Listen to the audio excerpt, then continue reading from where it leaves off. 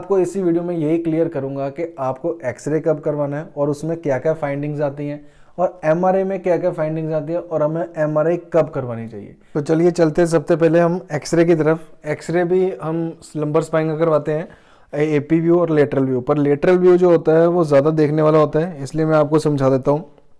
अब देखिए lateral view, ये सेम पेशेंट का एमआरआई भी होगा, पर मैं एक्सरे पहले बता रहा हूँ।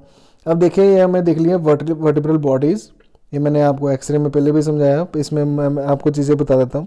अब इसमें हमें क्या दिख सकता है, ये देखिए ये डीजनरेशन है, ये ऑस्टियोफाइट्स बने हुए हैं इंटीरियर वर्टिब्रल बॉडी पे, ये इंटीरियर साइड पे बने हुए हैं।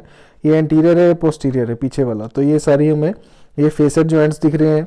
ये हमारा S1 हो गया, ये L5 हो गया। अब L5 S1 में ये बीच में जो स्पेस होती है, ये होती है डिस्क स्पेसेस। अब हमें क्या होता है, जब एक्सरे देख के पेशेंट को बोला जाता है कि आपको डिस्क बल्ज हो गया, तो ये गलत टर्म होती है, क्योंकि एक्सरे देख के हम ये नहीं बता सकते कि डिस्क बल्ज हो गया, क्योंकि एक्सरे में ये जो है सिर्फ हम स्पेस देख पाते हैं।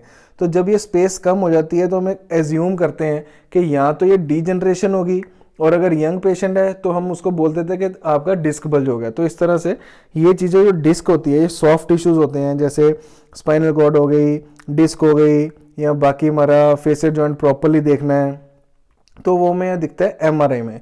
एक्सरे में हम क्या देख सकते हैं कि पेशेंट को लिस्थेसिस, एंटीरोलिस्थेसिस या स्पॉन्डिलोलिस्थेसिस तो नहीं, लिस्थेसिस का मतलब होता है L4 L5 या L5 S1 वाला एक वर्टिब्रा जो होता है वो, जैसे मान लीजिए L5 S1 लिस्थेसिस बोला जाता है, तो उसमें क्या होता है, ये वर्टिब्रा आगे की ओर आ जाता है, तो वो हम एक्सरे में देख सकते हैं। हम एक्सरेज में फ्रैक्चर्स देख सकते हैं।